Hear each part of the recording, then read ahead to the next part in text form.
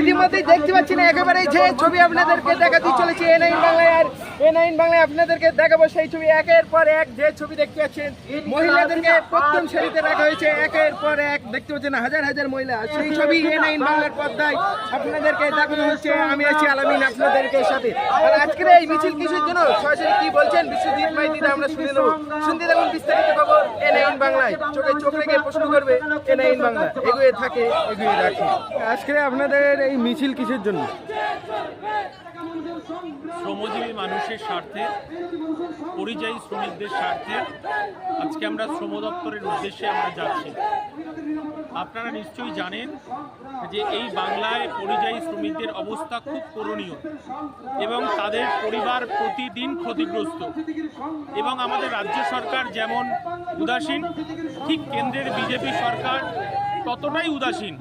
কারণ আপনারা দেখেছেন সারা ভারতবর্ষে বাংলায় কথা বলার জন্য পরিযায়ী শ্রমিকদের নানানভাবে হেনস্থার শিকার হতে হচ্ছে এবং তাদেরকে প্রাণ পর্যন্ত দিতে হচ্ছে শুধুমাত্র এই বাংলা ভাষায় কথা বলার জন্য।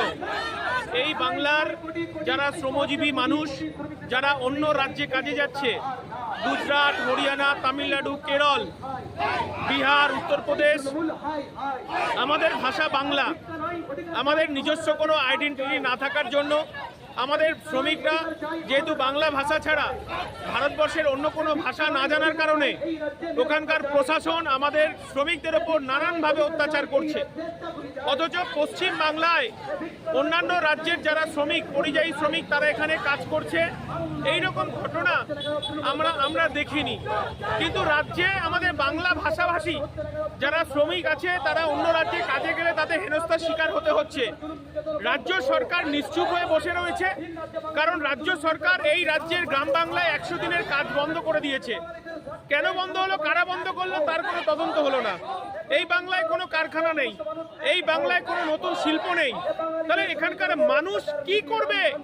পেটে গামছা বেঁধে তারা তার পরিবারকে বাঁচানোর জন্য, তার সন্তানদেরকে বাঁচানোর জন্য দেশের অন্যান্য রাজ্যে তারা কাজ করছে। কিন্তু আমরা দেখলাম যে সেখানে বাংলা ভাষায় কথা বলার জন্য হেনস্থার শিকার হচ্ছে। আমরা ইন্ডিয়ান সেকুলার ফ্রন্ট বলছি যে আইডেন্টি কার্ড তৈরি করতে হবে, এই রাজ্যে কত পরিযায়ী শ্রমিক তার পরিসংখ্যান তৈরি করতে হবে, এবং বিভিন্ন রাজ্যে নোডাল অফিসার, অর্থাৎ আলাদা করে নোডাল অফিস তৈরি করে নোডাল অফিসার নিয়োগ করতে হবে, যাতে পরিযায়ী শ্রমিকরা ভাষাগত কারণে বা অন্যান্য সমস্যা পড়লে সেই নোডাল অফিসে গিয়ে যোগাযোগ করতে পারে, তার ব্যবস্থা করতে হবে। এবং পরিযায়ী শ্রমিকদের পরিবারদেরকে স্বাস্থ্য বীমা থেকে শুরু করে তার পরিবারের সন্তানদের পড়াশোনার ব্যবস্থা সহ আমরা একাধিক দাবি নিয়ে আমরা যাচ্ছি পশ্চিমবঙ্গের শ্রমমন্ত্রীর দপ্তরে। অর্থাৎ আমরা মনে করি এই রাজ্যের পরিযায়ী শ্রমিক তারা আক্রান্ত, পরিযায়ী শ্রমিকরা তারা আক্রান্ত তো হচ্ছেই, সেই সঙ্গে পরিযায়ী শ্রমিকের অবস্থা করুণ অবস্থা।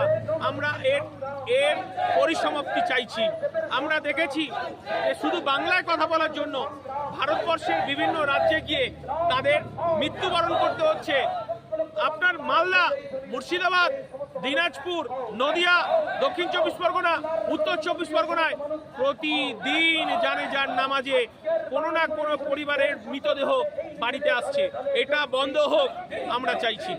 বিশ্বজিৎ মাইতিদা, আমরা এর আগেও দেখেছি ধর্ষণ, এইবারে যে তৃণমূলের নেতারা একাধিক প্রশ্ন করছে যে বন্ধু বান্ধবীকে ধর্ষণ করেছে, কি বলবেন?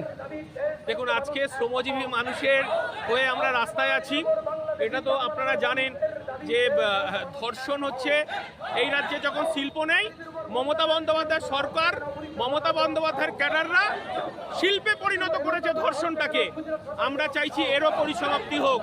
রাজ্য সরকার ধর্ষকদের আড়াল করতে চাইছে, সেই জন্যই তো আইএসএফ রাস্তায় আছে, সেই জন্যই তো আইএসএফ এর বিরুদ্ধে পুলিশকে লেলিয়ে দেওয়া হচ্ছে। আমরা 2026-এ মানুষের জোট চাইছি, কারণ মানুষকেই এর বিচার করতে হবে। এবং আমরা মনে করি গণতন্ত্রই শেষ কথা বলে, মানুষের ভোটাধিকারই শেষ কথা বলে। আমরা যদি এই সরকারকেই পশ্চিমবঙ্গ থেকে তাড়াতে পারি, তাহলে এই রাজ্যে ধর্ষণ নামক শব্দটা বিলুপ্ত করতে পারবো আমরা মনে করি।